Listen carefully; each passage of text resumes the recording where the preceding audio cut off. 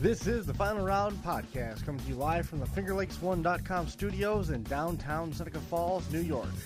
And now your host, Chris Marquardt. Good afternoon, good evening, and welcome to episode number 60 of the Final Round Drag Racing Podcast. Excited to have all you folks tuning in with us this evening. It has been a long time since we've been on the air, roughly a month since we've been able to get everything to align schedule-wise. I had a trip to Topeka. Jason was I think you were in Minnesota and Albany and Michigan.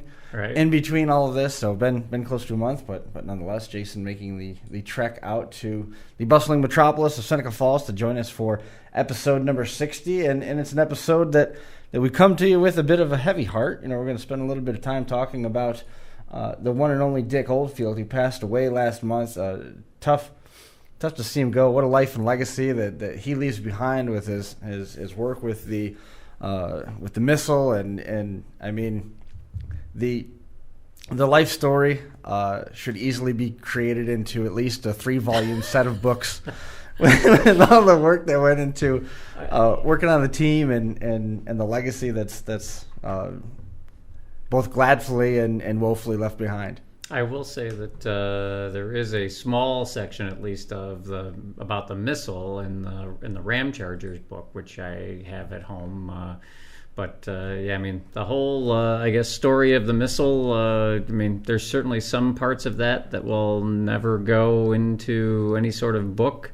There's stories those guys won't tell, or let you tell, put it in print, but. Yeah, overall, there's certainly lots and lots of stories to tell. That's for sure. It's been a bummer, I guess. I was thinking about this, and I kind of feel like 2019 has been kind of almost one big bummer. It certainly hasn't gotten off to a very good start. We had Jeff Jackson on the show. I think in 2019. It was either end of 2018 or 2019. His dad passed away. Peggy Torelli right now. We've had John Torelli on the show, and Peggy is just out of the hospital. She's trying to battle with cancer right now, and trying to think of Mike Verstel, his wife, actually Tracy, just was just in the hospital and is now home, and she started her chemo treatments, and passing my uncle now is kind of like icing on the cake, if you will. It's like I said, I'm kind of hoping that 2019 turns the corner and gets a little bit better, I guess. Sure, it would be nice. You had the chance to go. I'm trying to remember the timeline now. You had a chance to go out and see him. Yeah, see Dick before he passed away. His passing, I mean, is for lack of a more eloquent way to put it, almost coincided with your grandmother's birthday. Right. So, I mean, a little bit of a downer there, I suppose. Well, I mean, my grandmother's my grandmother's been dead for 20 years, but it wasn't until my uncle passed that I'm pretty sure it was the 14th of March was the exact date, and I was like, oh, geez, yesterday was my grandmother, his mother's birthday, and I'm like, I mean, what a coincidence that is. And it's like, you wonder when people are getting to the end of their lives if they, like that, do they try to hang on to meet certain dates? And it's like, all right, yeah, I made it to this date, I can go now. I mean, you just never know, I guess. But right. And I mean, you had asked multiple times about potentially having my uncle on the show over the last couple of years, and unfortunately, his health was just not good enough to have him on the show. We've had Joe Pappas on the show. I'm trying to think if we've had any of the other missile guys on, but we just haven't had an opportunity, really, unfortunately, to have my uncle on, even though he was an integral part of the missile. And I thought it was kind of appropriate, maybe, to now that I guess potentially that he was gone, to potentially maybe do a tribute to him, if you will, and kind of talk more about his racing career, because I don't really know how much we've really talked about. I mean, we've mentioned certainly in the past that he's been part of the missile team and race Superstock and stuff like that, but I guess I'm not one to brag, and unfortunately he was never one to be in a position to be able to come on the show and tell the story firsthand. So how was he when you went up and saw him? I mean, there was some debate right offhand at that point. Oh yeah, that yeah. You weren't really knowing what you were walking into. Right. Then, because Yeah. he lived out. I've said this wrong so many times. I can't remember what's right. He lived outside of Detroit, right? That's correct. Yes. Yeah. So this last couple of years of his life, he was outside of Detroit, back living first with his daughter, and then for the last really 6 months, basically in a home. If you give me the thumbs down. Yes, because it would have been nice if they could have parked him in a garage next to a Mopar. Bill. Yes, I will agree with that. He probably would have enjoyed that more too, quite honestly. The home was a bummer for sure. But I mean, it was a nice place. I mean, I don't hold it against my cousin for her taking him there. She just couldn't take care of him anymore, unfortunately. But yeah, thankfully, when we got the call that he was essentially being put into hospice care at that point in time, my mom and I really rushed out there. It might have been the next day. It was either the next day or the day after. You were talking about it on finding out about it Wednesday or Thursday or Tuesday, Wednesday, because we had shuffled the show that week. Oh, okay. And I think it was that Wednesday or that Tuesday prior, and after that you said you're leaving and you're going to be out there all weekend. Yeah, yep. Yeah, and we left first thing Saturday morning, and we were out there at basically lunchtime, and I'm really glad that we did, just because the schedule-wise, the way my schedule was over March, I wasn't going to be able to get out there until the end of March, and he didn't make it that long. So, right. Yeah, I was really happy that we went out when we did, and when we did get out there, I mean, he was, still cognizant, knew what was going on. I mean, was able to have a conversation, was sitting up. So, I mean, though it wasn't under the best of circumstances, it was still a good visit. So, sure. It wasn't going and seeing somebody when they're essentially just comatose and all types of IVs hooked up to them, and you don't want to see anybody like that, right? No, I mean we've been through. I mean, as adults, you go through this enough times to where you know that that's not the enduring memory you want out of the visit. Yeah, no, you don't want that, right? And so many times there's that nobility of going and sitting bedside and being there and all that other stuff, but that really makes for some shitty memories. Oh. You know what I mean? It turns out to be a pretty shitty trump card. Okay, we're YouTube only this week. I didn't even think about it, but I was just playing it back in my mind, and you're right. And going through that, I mean, not to steal it, I didn't have anybody that had necessarily the legacy that Dick did. Oh, no. But it's still family, Oh, it's still family, and like you're absolutely right. I mean, as you get to be an adult, you go through this a few times, and yeah, there's two for me that really stick out in my head, Mark Pensa and another good friend of mine, Frank Monica. When the two of them passed away, it wasn't pretty, and it was really hard to see your good friends in really terrible states like that. And yeah, thankfully I didn't have to see my uncle kind of in that same type of condition. And granted, at the end of his life when we went and saw him, I mean, he wasn't the same guy he was 5-6 years ago, but like I said, I mean, we still had a real nice visit. We took some goofy Instagram photos with filters, and got some nice pictures. John Sebastian, who we had on the show a few weeks ago, probably, I guess maybe he might have been the last show that we did a month ago. I took some models out that John built of my uncle's cars. That's right. Yeah. What do you think of those? Oh, he thought they were super cool. Yeah. Yeah. He thought they were super cool. And we got some pictures of the 3 models in front of my uncle. And yeah, he thought that was really neat. So that was nice to be able to do that. So again, under, considering the circumstances, it was as good a visit as you could possibly have hoped for. Sure. So, I mean,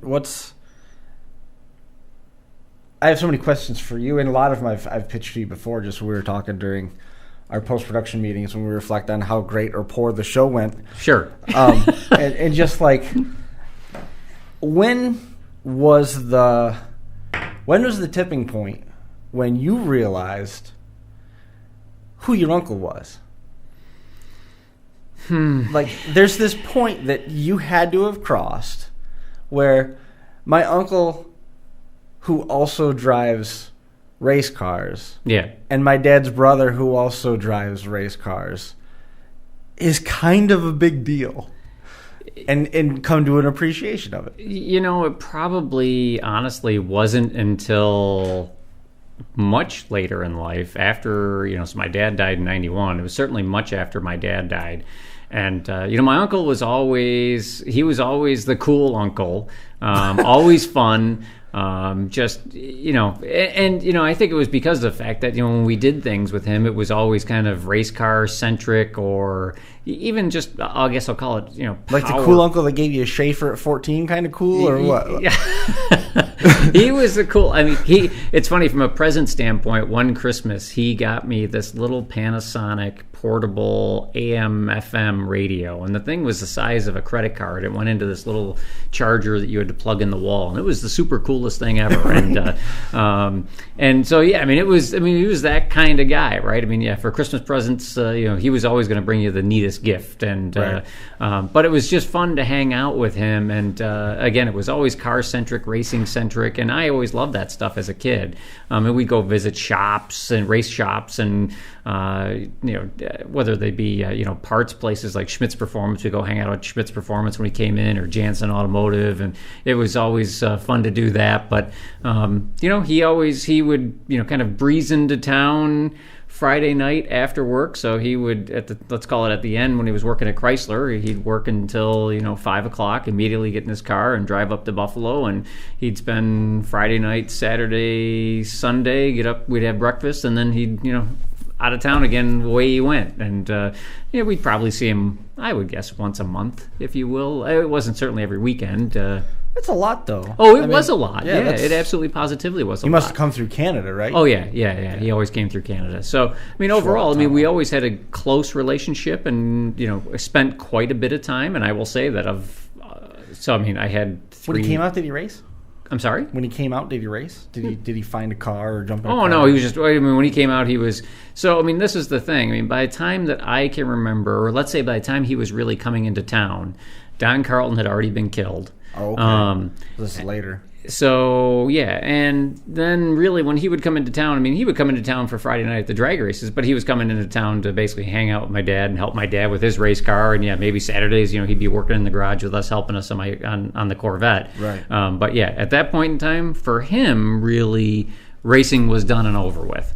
And I have to say that all came to a screeching halt, really, when Don Carlton was killed. And didn't you have a picture? You had a picture in this folder. It was him with the Corvette, right? Yeah, there's one of him standing in front of. Well, there might be a couple of them, but there's certainly one of him, I think, standing in my driveway. Yes, that one there. So I think that was right after the car was painted. Maybe that it was in the driveway. And my uncle happened to be in town that weekend, so. It was a Buick. Yeah, those are our neighbors, Janusos. Bob always had Buicks. But yeah. So, anyways, like I said, he was always just helping out, and he'd come to the races to watch or work in the garage. But yeah, his racing was done and over with at that point in time. But anyways, I had a close relationship with him as a kid, even before my dad passed away. But then after my dad passed away, him and I got even closer, especially after he retired, because he moved back to Buffalo.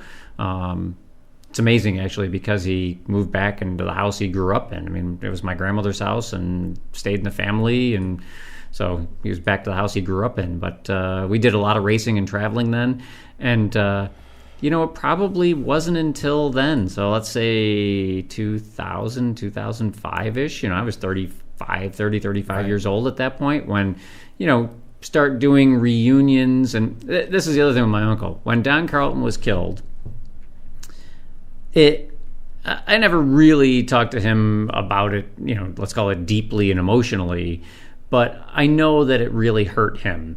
Don's wife, Johnny, was actually at my uncle's house at the time when they were testing. Don Carlton's kids were at the house. So my uncle had to be the one to tell Johnny that, hey, I'm sorry, but Donnie is dead.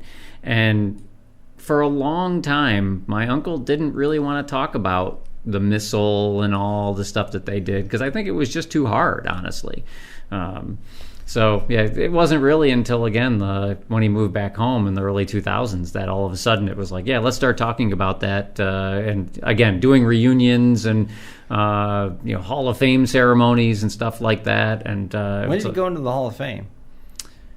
Because we had some pictures of... Oh, God. Of everybody. This is one of them. Yeah, so there was actually two This is the East Coast Drag Times. Right, yeah, so the East Coast Drag Times Hall of Fame. 2014. Yeah, I would say there was two actual Hall of Fame ceremonies, so I think it was 2014 when he was inducted along with the rest of the Missile crew.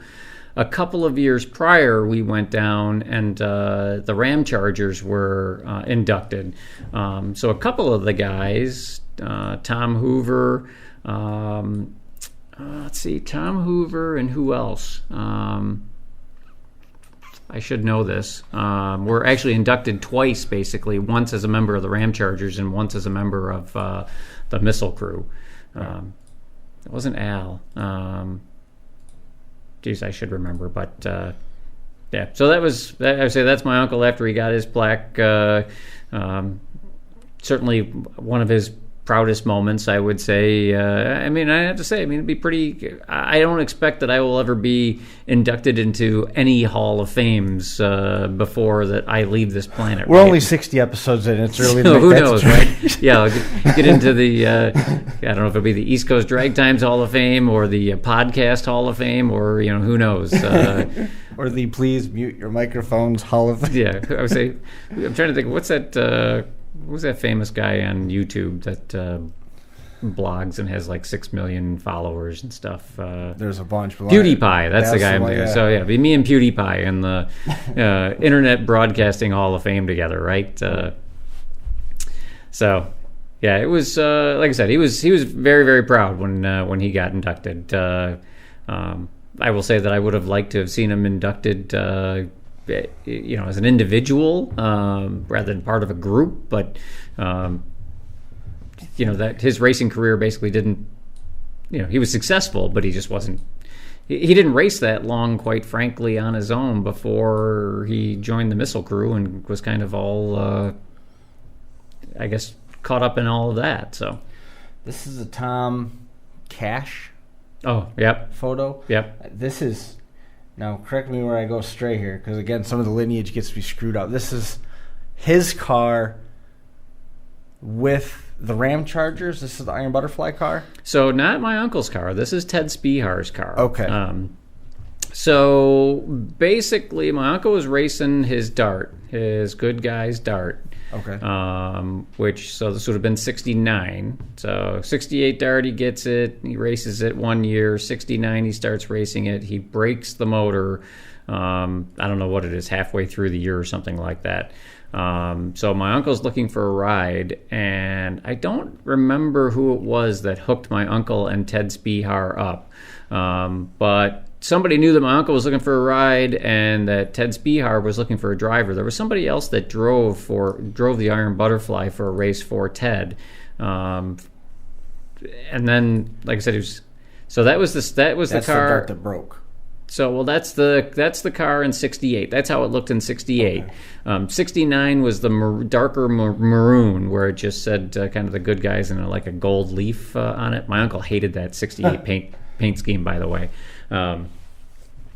But he didn't have a say in that, honestly, because it was the Erie County Dodge dealers that sponsored him, and they were the ones that laid out kind of how the paint was. So he had it repainted in 69, and same car, but just a different paint scheme. When he broke the motor, then, like I said, him and Ted Spihar got hooked up, and then at that point, he drove the Iron Butterfly, and I think it was at Dallas, the World Finals, where he drove that car, and things went pretty well. I want to say my uncle lost. I'm going to say in the semis. It might have been the finals, but I'm going to say he lost in the semis.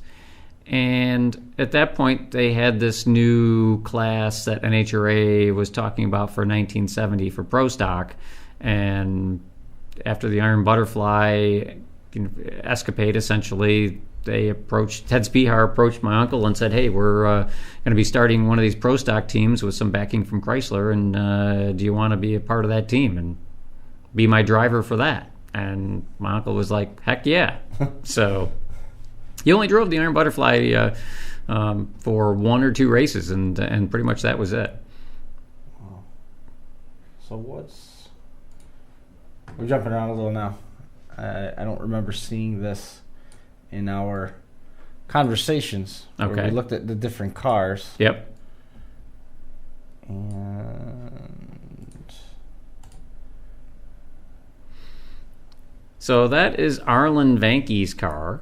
Mm-hmm. So again, a pretty proud moment of my uncle. So my uncle and Arlen were good friends. And I will say they kind of lost touch for a while. But then I think the first time they reconnected, there was a car show that was out in Niagara County. And Arlen came in for that, and Judy Lilly came in for that.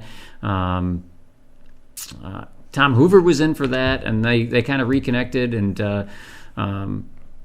anyways, long story short, Indy, this was, I think, I believe this was 2008. Okay. So it was, would that be the 50th anniversary of the Hemi?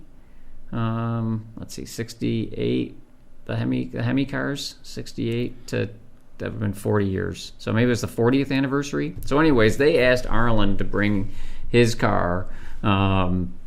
Somebody else owned it, but they wanted him to bring his car there and be there at the U.S. Nationals and basically make drive it up to the starting line and make a victory lap.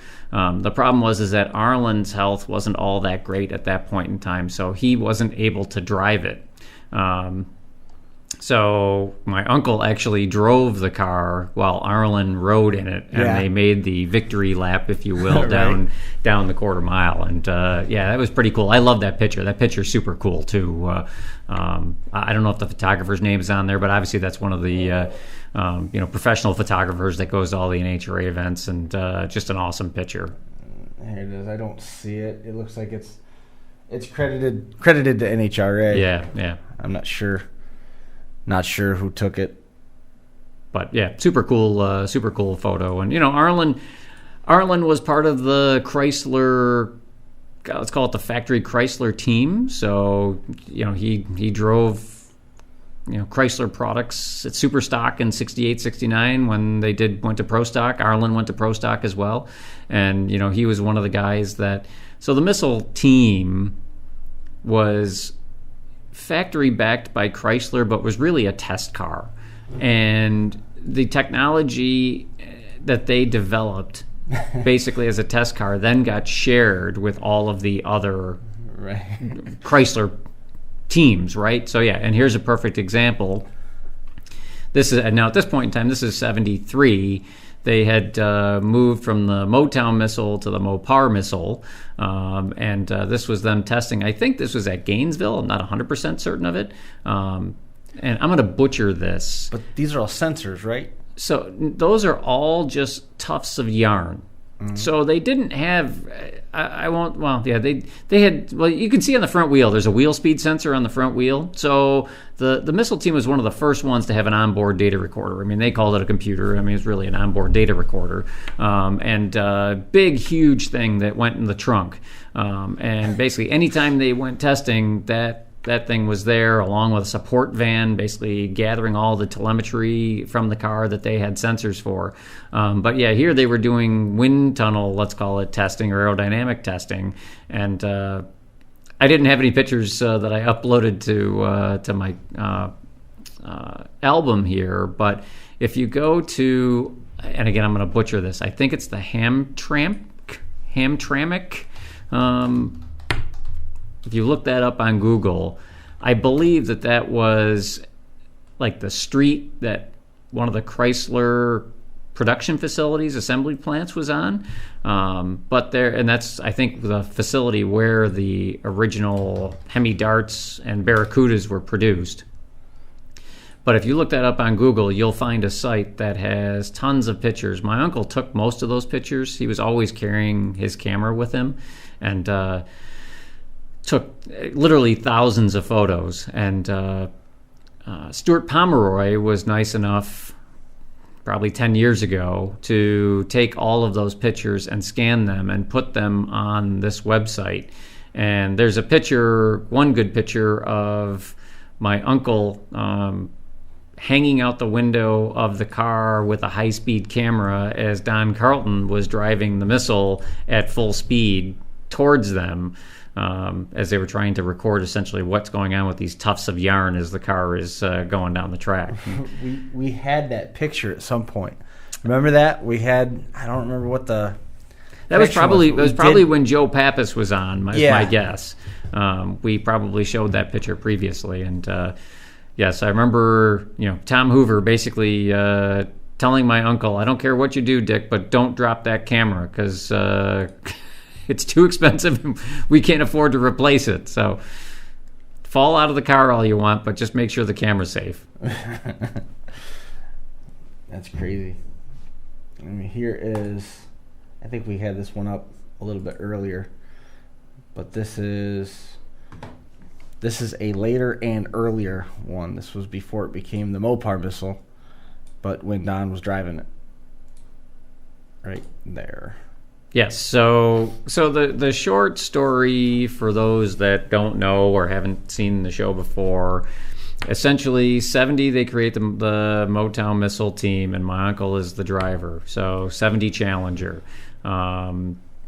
Then what they do is Chrysler at that point in time was adamant that they had to use a clutch flight transmission. Why? That's what they wanted to sell. So because that's what they wanted to sell, that's what they wanted this car to have in it. The problem is the clutch flight just couldn't withstand the amount of horsepower that these guys were putting to the clutch flight. So they were breaking transmissions constantly. So at the end of the 70 season, even though when the car made it down the track, I will say that it was the world record holder. It was the fastest pro stocker out there when it would make it down the track. But at the end of the 70 season, Chrysler came and said, "Hey, look, you guys aren't having the kind of success that we really want. A lot of parts breakage, and we'd really like for you guys to get a different driver. And we've talked to Don Carlton, and we want Don Carlton to drive the car." And so Carlton came along and said, "Yeah, sure, I'll drive it, but I'm not driving it with a clutch flight in it. If you want me to drive it, you got to put a 4-speed in it." So eventually, I guess after the Mexican standoff, essentially Chrysler agreed and said, "Okay, we'll allow you to put a 4-speed in the car." So they put a 4-speed in the car, and Carlton was a fantastic 4-speed driver, and away they went. So from 70 to 71, it's actually the same car, but they just repainted it and put Carlton's name on it. And then it was 72 when the car when it's all black with the gold leaf on the side. That was when that was the CUDA. That's probably the most famous of the cars, of the missiles, and probably the most successful of them as well, though you could potentially argue that because the Mopar missile was pretty successful as well. So I'm trying to get this sized up right. It's not cooperating very well. There we go. This is a clipping out of a magazine or some promotional literature. That says Don is the driver, and there's your Uncle Dick right there. Right. So actually the cover is in there as well. The cover is same color scheme, and I think this was for 72, but you'll see the cover that's in there in that album. It should be, at least, and it was a promotional flyer essentially. To sell clutch flights? That wasn't for, well, like I said, that would have been 72, so clutch flight was gone at that point. I want to say that was for, I want to say that might have been for Liberty Transmission. So there's the cover right there, so that's the CUDA.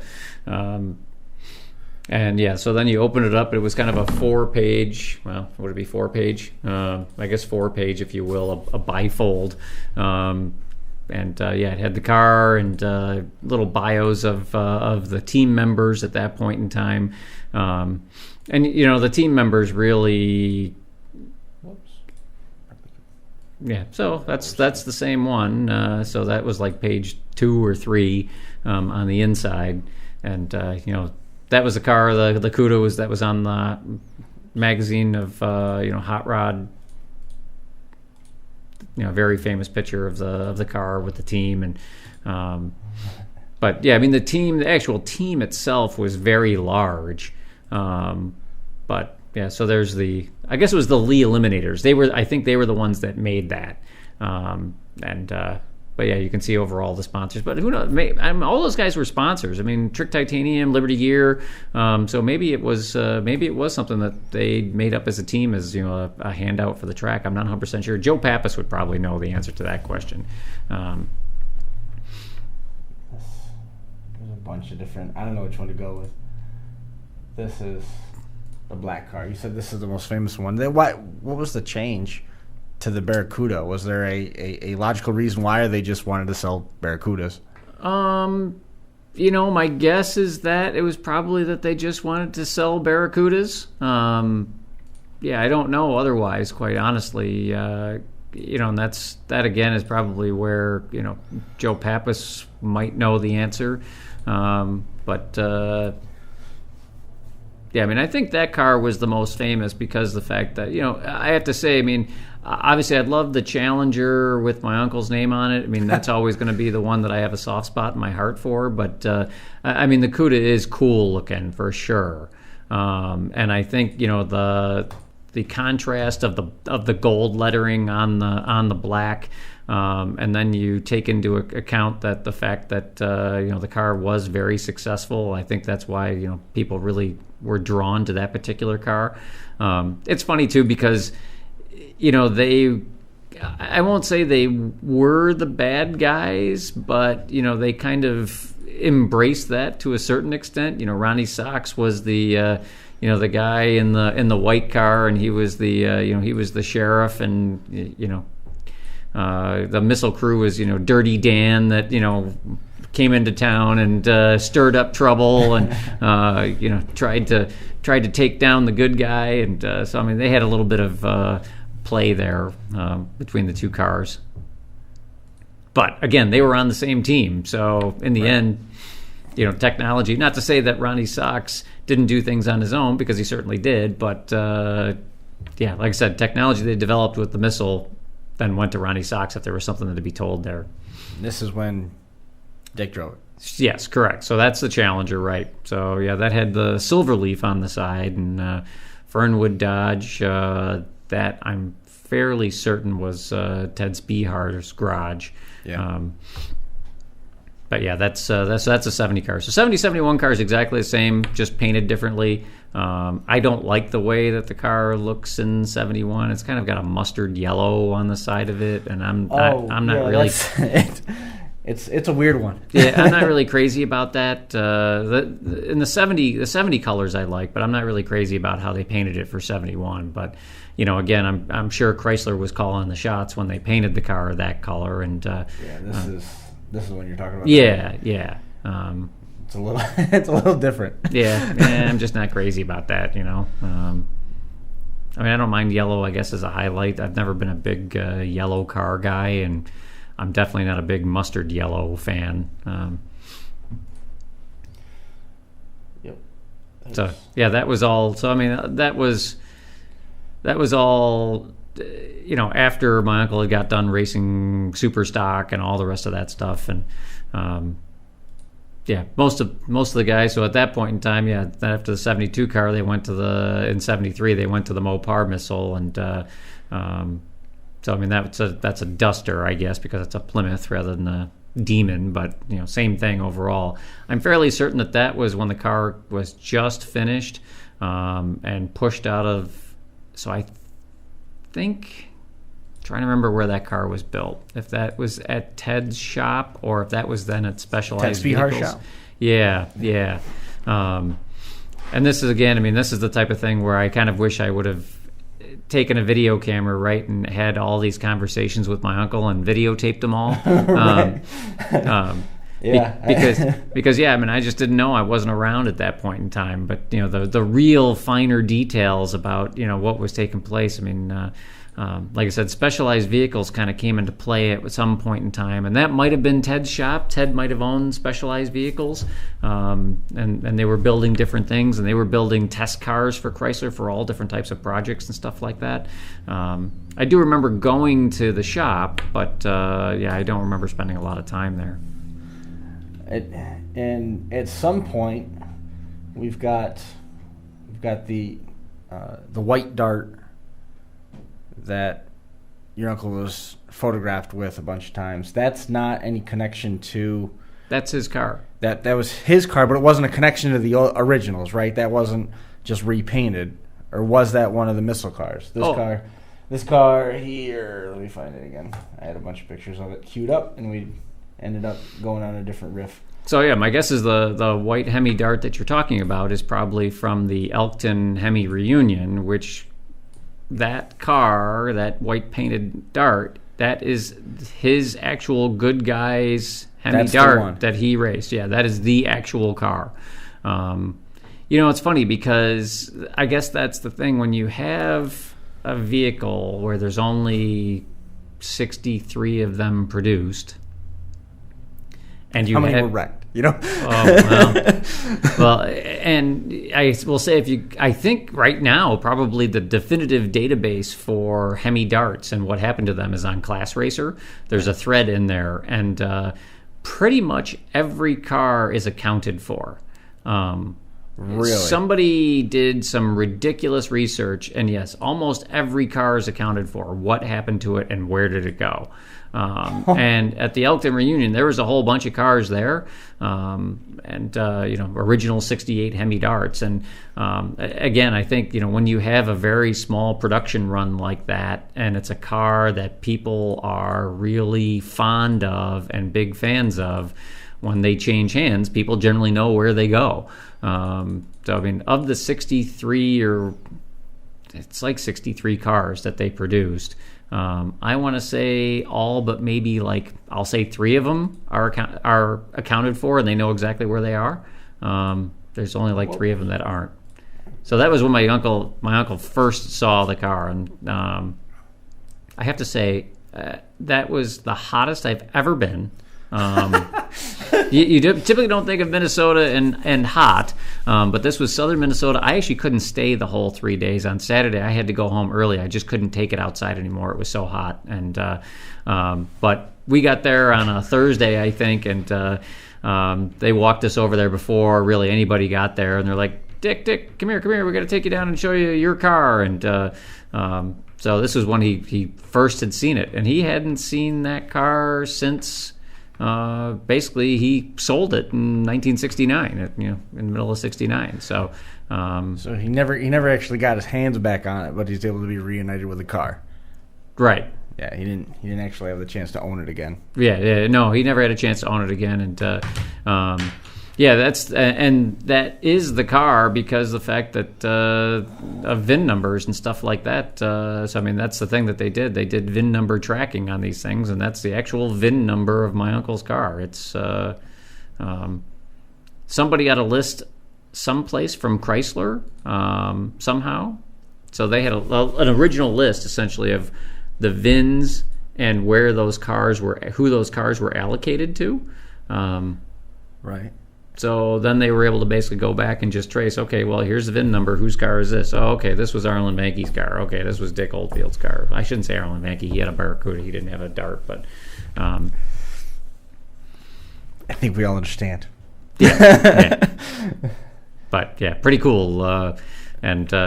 That was a really neat event. I'm glad. Where did they find it? I mean, what was it? Was it a race car all along? Did they find it someplace? It was a race car all along. It was a race car. The whole thing. The whole thing. It was a race car its entire life.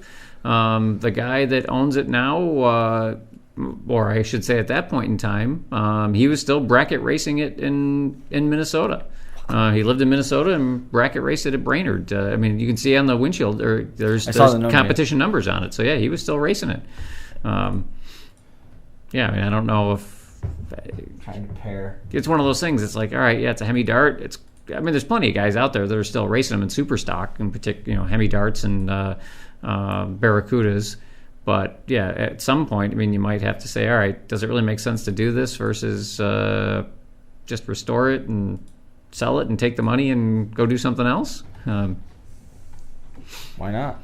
I know I had thought at one point in time it'd be super cool to get that car.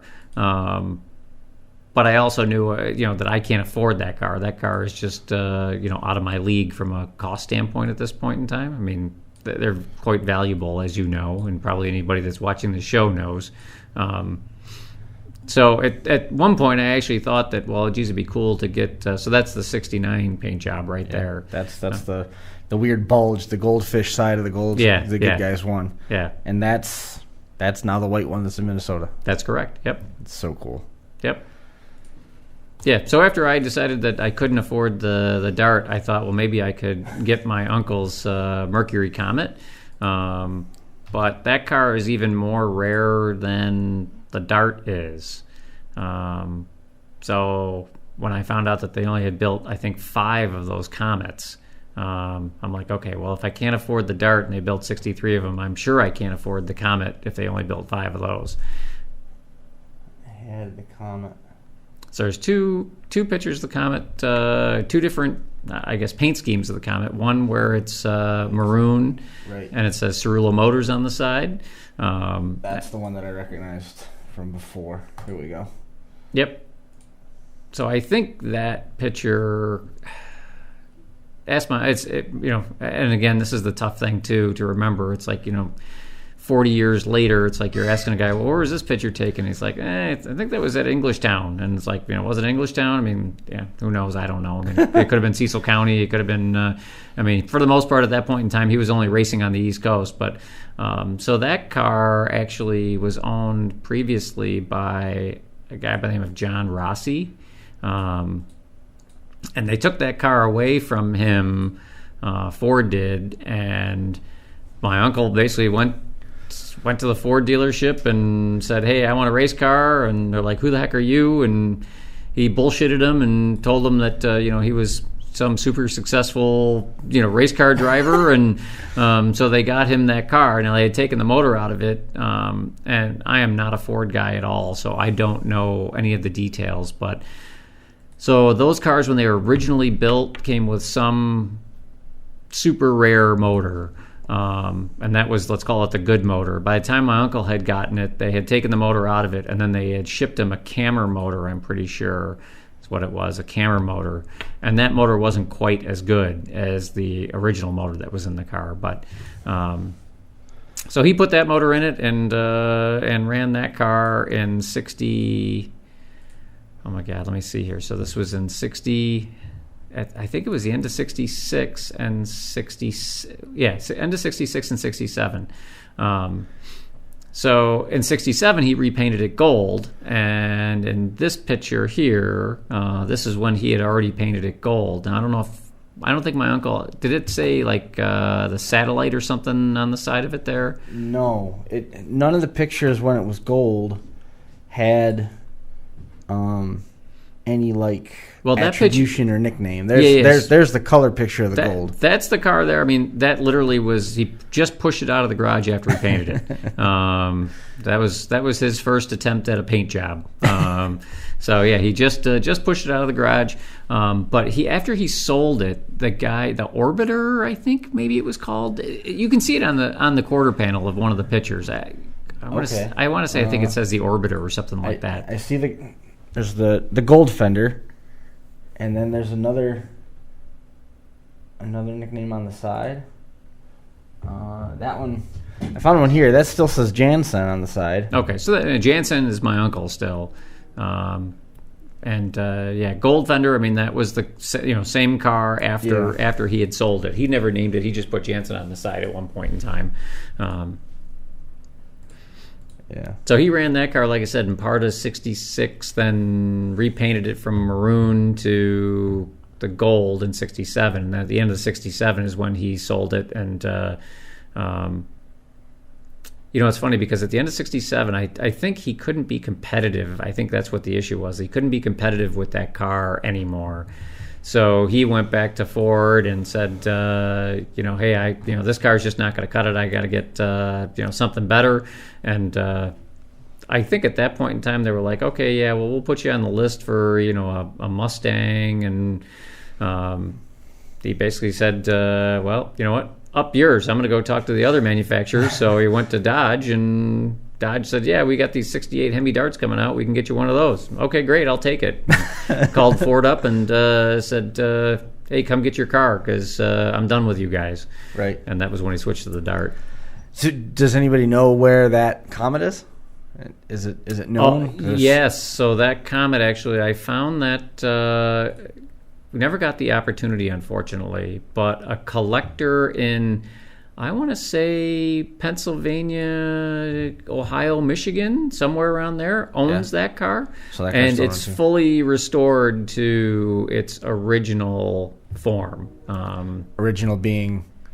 So I think the very first person who had that car was Arnie Beswick, I believe. Okay. So that's kind of cool. Yeah. So the car is completely restored. I don't remember how the heck I found that, but I was doing some research and happened to find it on the internet someplace. And it's been completely restored to its original condition, and that car's probably worth $500,000. Right. You won't be owning that. No, I will not be owning that car. I have to say, I'm not a Ford guy at all, as you know. 0.0. Well, I mean, it's funny just because the fact that, really in my family, we raced all three brands, right? All the big three, let's call it in the U.S., we raced all three. Right. I grew up in a household where it was, strictly Chevy, specifically a Chevy Corvette, obviously.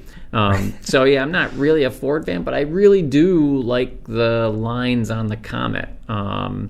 And I have to say that in general, I kind of like the design of cars like that have those sharp angles and stuff like that. So I like the Dart. I like the older GTOs. I like, I like the Comet. And, I will say that the Corvette is funny. The 63 Corvette's kind of the antithesis to that, right? Quite. But I do like, when I was in high school, I had a 78 Malibu. It's basically a box for the most part. But, I've always liked cars that have had sharp, hard lines like that. And that was definitely the Comet from the 66 time frame. So we were talking about cars that were found and where they were at, and there's this. Yes. So this is not the proudest day. So that's a 72 car. And, that's a 72 car, and I will say that my uncle and I, Mark Williamson, still owns that car. Interesting side note, I guess I will get to in a second. I actually don't even know if it's true. So all I know is what I was told is that Mark Williamson still owns that car. He took on a partner, and I don't remember the name of the guys off the top of my head. So this guy owns a collision shop down in Mississippi, and they fully restored the car. And what I understand is that guy has now passed away. So I don't know what the status of this car is now. Now, who's the guy that had like 4 or 5? Arnie Clan is the guy that owns 4 or 5. He flew out from California for my uncle's service. Really? And so he's an ordained minister. So he actually did the service in Michigan, and then once they transported my uncle's body to Buffalo, he did the final funeral service at the gravesite as well.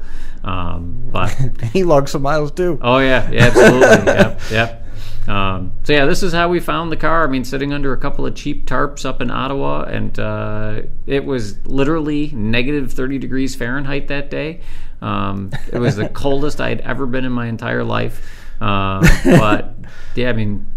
your uncle was with you when you found it? Oh, yeah. But my uncle, I don't remember how my uncle got tied up with Mark Williamson, but basically it got to the point where it's like, hey, I'm gonna go up there and take a look at this car, and guy thinks he might have, the 72 car. I'm like, all right, well, let's drive up there. So we drove up there, and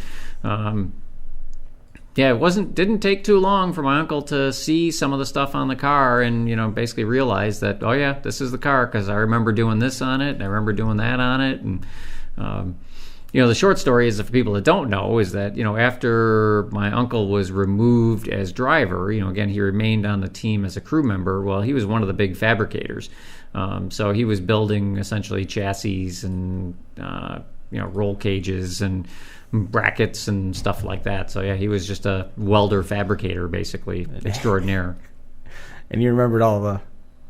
Yeah. So he was able to get, and it's funny because we went and looked at a couple of cars that people thought were that car. Yeah. We made a trip out to Ohio for a car that someone thought was a missile. And it's like, we went and looked at it, and my uncle's like, no, this is definitely not the car. He's like, I didn't do this, and I definitely would not have done that. And did it crush that poor person's dreams? To a certain extent, but it's funny. At that point in time, it's like, all right, the guy, I'm sure the person gets bummed, but at the same point in time, they then continue on. It's like, well, this is what I was told when I bought this car, is that this was a Motown missile. And like the one that we came to find out, it was a car that was owned by Mike Fonz. This is where it gets kind of crazy and blurry and tough to remember, is that, so at the end of the 72 season, Ted Spehar sold the Motown Missile name to Mike Fonz, and Mike Fonz continued to basically tour the country with Motown Missile on the side of his car. Mm-hmm. He was doing it just for PR purposes, essentially. Right. Hey, look, I can get free PR because I had this famous name on the side of my car. Sure. They had moved on to the Mopar Missile, and those teams had nothing to do with each other. So there were 2 or 3 different cars out there that had Motown Missile on the side that were Fonz cars. And what happened is then, that people that weren't totally in the know, eventually, it's like, I bought myself a Motown Missile. So this one car that we happened to find in Ohio happened to be a car that Mike Fonz owned, who sold to Irv Beringhaus, and who knows what happened to it then. Right. So I mean, eventually you uncover the history of the car, and for better or worse. Fonz has some of the you mentioned a minute ago who has the originals, like has almost a complete set, right, of the original cars. Arnie Clan. So Arnie has 2 cars. So Arnie has, we'll call it 2 cars. So Arnie has the 7071 car, which is the same car, 2 different paint jobs, but he has the 7071 car, which is fully restored and painted in the 71 paint scheme. Mm-hmm.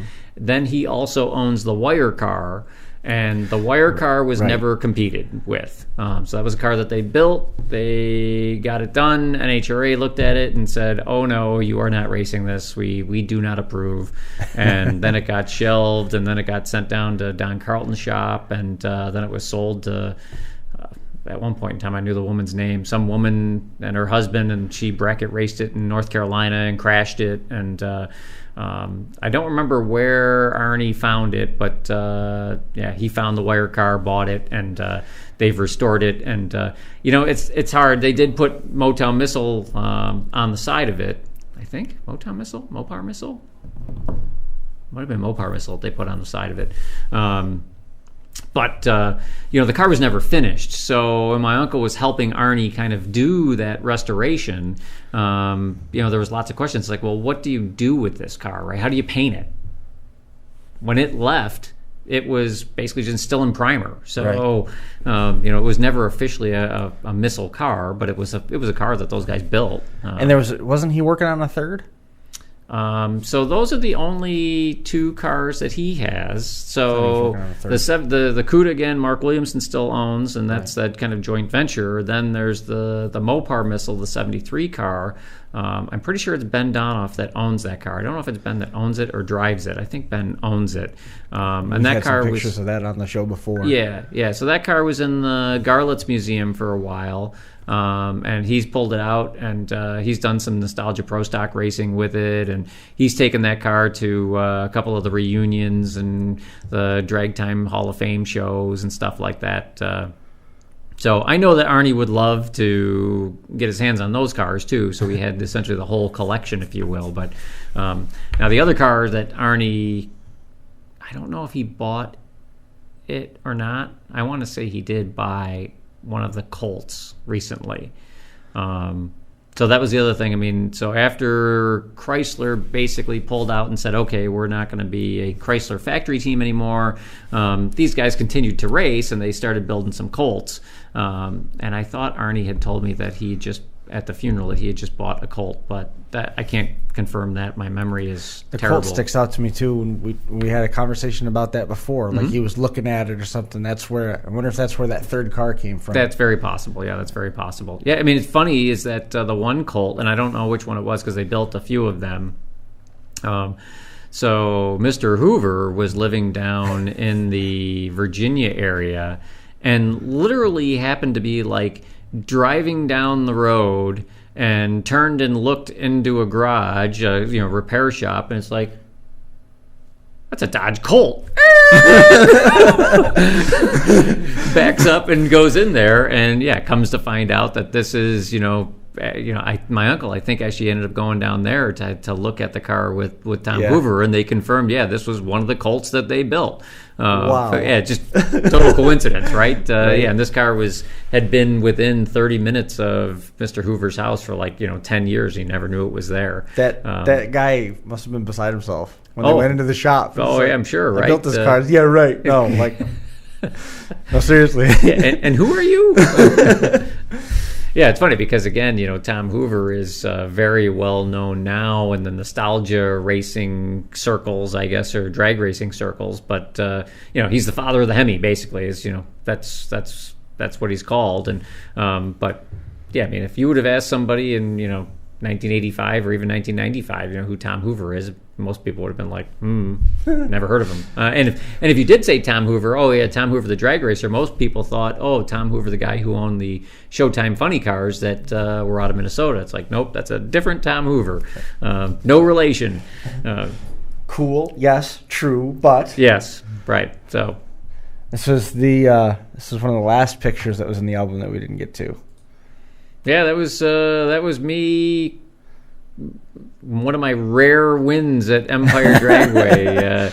It's funny because I actually won back-to-back. And I won't say it was back-to-back weeks, but it was back-to-back times that I went out there because I was traveling pretty heavily at the time. And when we were going out, we were complete test mode. That's all it was. I basically was always ET racing and dialing 990 or 1090 essentially on the car. And my uncle happened to be there that weekend when we won, and it was nice to.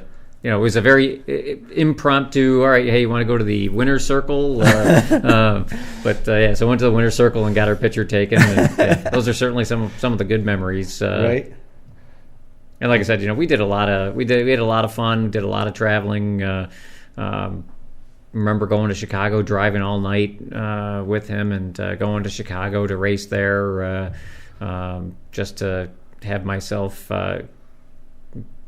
be a jerk essentially and red light first or second round. I got in a staging battle with Tony Fuller, and in the end my uncle read me the riot act when I got back.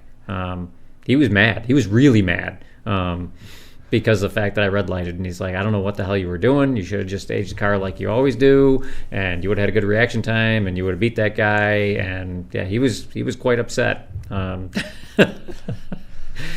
It's funny too because it was one of those times that sticks out because I was always really hard on my dad when my dad would make mistakes, and it was like, so this is what it's like to be yelled at the racetrack. With all those experiences, obviously there's tons of memories that stick out over the course of all the time and the travel and stuff like that. But was there any information or any stories that you never could get out of him? No, not really. I will say that, for the most part, anything you wanted to hear, he'd be more than willing to tell you. And, there were certainly some stories that I heard that I wouldn't repeat on air. I tried to look for a picture. There's a picture of my uncle, and thankfully my cousin Susie, she had it on a slideshow at the funeral.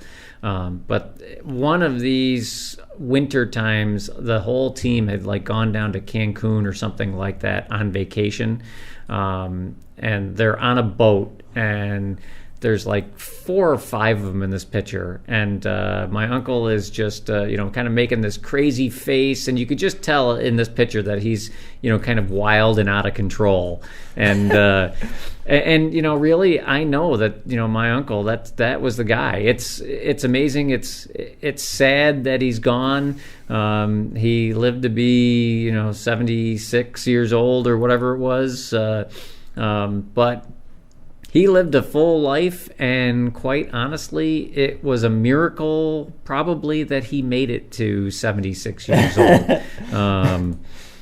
Between wrecking motorcycles and cars, and who knows, being in his 20s, early 30s, in the 70s, and all the illicit substances that were consumed in the late 60s and 70s, right? It's like, and my uncle was a partier, so I know that, he had a lot of fun in his life. There he is. Here they are doing hood scoop testing, big, huge smile, Allpar. So there's allpar.com. So, this is another Pomeroy photo. Well, yeah, and I don't know who took this picture, because Stuart more than likely wasn't at the track, but this was part of my uncle's collection that Stuart then scanned. But yeah, those guys had a lot of fun. And I think that's probably why, to a certain extent, it was hard for them, when Donnie died, because of the fact that they were not only co-workers, but really friends, and had a lot of fun on and off the track. Sure. We got to wait probably another 10 or 20 years once everybody is dead. Then I can start telling some of the some of these stories. There's no repercussions at that point, right? Yeah, there's a good one with Don Carlton that I definitely can't tell. Don't get yourself in trouble. Don't do that. Yeah, definitely can't tell that story yet. Like I said, maybe 10 or 20 years from now. But interesting. What else we got? Well, I think that's a pretty nice synopsis overall of my uncle's racing career, and obviously, it wasn't just his racing career, but obviously he was a husband and father and grandfather, uncle as well, and I have to say that I probably maybe have said this on the air before, but he really owed his entire career to drag racing, and it was something that he initially had an interest in, and once he got out of racing, he went to work at American Motors, basically in purchasing, essentially. They got bought by Chrysler, and he was kind of, let's call it back with the Chrysler gang again, and that's where he retired from. And all of that came out of drag racing, essentially. Mm-hmm. And, certainly, I'm not going to say that, he was he wasn't going to win probably the Nobel Peace Prize or anything like that. He was, your typical guy. I'm sure there was, fisticuffs at times and stuff like that. But overall, a lot of fun, and people generally got along with him and enjoyed themselves. Right. I think I've told you the story about being down at Joe Jurensek's boat with Billy Lieber, and possibly going on the haunted hayride with him. And I didn't tell you any of these stories. I don't think so. Oh, I don't think I don't remember. Well, my uncle wasn't. I'm sure my uncle had a few scotches in him at the time, but like the Joe Jurensek story. So we went down there to deliver Joe's Pantera. He just bought a Pantera. So we delivered it down there, and long story short, Joe gets absolutely obliterated, and the bar that we're at is right next to essentially the marina where the boat is kept. So he decides he's going to drive it back. So Billy gets in the car with him, and they start riding back. And I can hear in the background, this car. And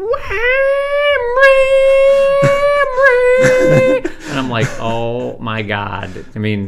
Billy is going to die. They're both going to die. Well, at some point in time, they pull up to a stop sign. Now, this car had been sitting there for like 10 years before he bought it. And we just, like I said, we literally just trailered it back to Detroit. And they pull up to a stop sign, and Joe has the car in fourth gear and drops the clutch, and it stalls. While the battery is a 20-year-old battery that had been sitting for 10 years, and so there's no starting this thing. So we go and we end up basically Billy walks back to the marina, comes and gets me. We take his little dirt bike and battery charger and a generator basically back out to the car to get this thing started. And of course we find Joe sleeping in the passenger seat of the Pantera as he was waiting for us. And Joe and my uncle were real good friends, and this was these are the types of characters that my uncle would get us all hooked up with. And I still talk to Joe and his wife Shannon occasionally. They're great people. We're super nice people, and definitely very, very fun. But yeah, that was my uncle's life, kind of in a nutshell, right? Let's go have some fun. Right. Well, he managed it. He managed plenty of fun for sure. He accomplished every last bit of that, and it left a legacy. I mean, for sure. It's been rare. I mean, I'm obviously biased. I like all the Mopar stuff. Sure. Right. But I think it's been rare that we've had an episode come through that somehow we didn't meander our way back to an anecdote of some sort to the Mopar missile or the Motown missile and your uncle's role with it. Yeah, we've certainly talked about it, on or off, a little piece here, a little piece there. I don't know that we've ever really done more of a, let's call it all-inclusive. Even the very first time I was ever on a show with you, which would have been back in 31st lap, right? Yeah, I mean, that's right. I'm sure we talked about it because right. As you interviewed me and asked, all right, so what's the background and stuff? So I'm sure we talked about it. But we got into some of it with Joe, but I mean that was. It wasn't all your uncle's background. Yeah, that wasn't all my uncle, right? That was more missile centric type of thing, and because my uncle didn't know Joe until Joe joined the missile team, and I want to say that I don't think Joe joined until 72. Yeah. It was later. It was later that Joe did. Joe was helping Mike Fonz. Joe was working for Mike Fonz. And then joined the missile team, and then I don't know how long Joe stayed on at that point until Joe decided, hey, you know what? I've had I won't say that I had enough of the race cars, but maybe it's time for me to grow up and go out and get my engineering degree and go get a real job. So much enough of the race cars, but enough of the fun, huh? Yeah. It's funny. I don't know that my wife had ever met Joe up until my uncle's wake and funeral, a week ago. And Joe and his wife Lynn are just super people, really, really nice people. And my wife texted me like the next day after the funeral, and she's like, is that Joe Pappas guy single? Because I think that him and your mom would get along great. I'm like, Joe is married very happily, and he's like, he's just a super nice guy, and he's like, yes, he is a super nice guy, and it's hard to imagine Joe honestly hanging around my uncle and those bunch of degenerates, because he just is so nice and so polite and very professional, and but yeah, obviously I guess in the early 70s he wanted to have some fun too, so he hung around the missile team. Well, they certainly found it, and with the passing of Dick Oldfield go so many stories that we might not ever come across, which is one of the sad things when somebody likes this go. And I joked about it early on, but I mean with just what we were able to cover tonight to elaborate out and document the history, that's a life story well worth documenting. That at some point, if it hasn't been in a book, beside of that little snippet that you referenced a bit ago, I certainly think that you could get some mileage out of that. It was a heck of a life. Yeah, it definitely was. I'm pretty sure he did just about everything that he wanted to do. Probably about the only thing I will say, the only thing that I knew that was still on his bucket list that we never got a chance to do, that we talked about going to Scotland and doing tour of the distilleries in Scotland, and part of my family is from Scotland, and so we talked about doing that. But I think that's about the only thing that I can think of that might have been on his list of things to do that he didn't do. Otherwise, Yeah, it was like, work? Nah, I'm not going to work. I'm going to go race. And racing turned in, he was lucky enough that, I guess I'll say lucky enough, but at the same point in time, driven enough really to say, I don't care what it takes. I mean, he literally sold his furniture at one point in time to go racing. My aunt wasn't very happy about it, but yeah, he literally sold his furniture to go racing, and that's what he wanted to do. And like I said, he was driven enough and maybe dumb enough, I guess, to say, yeah, I don't care. I'm not going to go out. And he could have never had a 9-to-5 job when he was earlier. I was actually telling somebody the story. He worked at the Chevy Tonawanda plant for a very short period of time. Couldn't do that. Worked at Janssen for a while until Mr. Janis, Jim Janis Sr. came to him and said, hey, look, you need to decide what you're doing. You're going to work here or you're going to race. And he said, okay, I quit. I'm going racing. Yeah, I mean, he couldn't do it. And yeah, like I said, it was lucky enough that I guess he made the right choices in life because he ended up doing okay. Yeah, either very smart or very dumb. Yeah, there's probably times where it was some of both, I would guess. Equal parts. What do you think? Well, I think I'm going to miss the guy. I'm glad I had an opportunity to, I guess, tell a little bit of my uncle's life story. Yeah, wish we would have had the opportunity, 5 years ago, and could have had him on the show. But this will have to do. It'll have to do for now. Yeah. Episode 60 in the books. We appreciate all the folks tuning in and hanging out with us again as we remember Dick Oldfield, the original driver of the Motown Missile.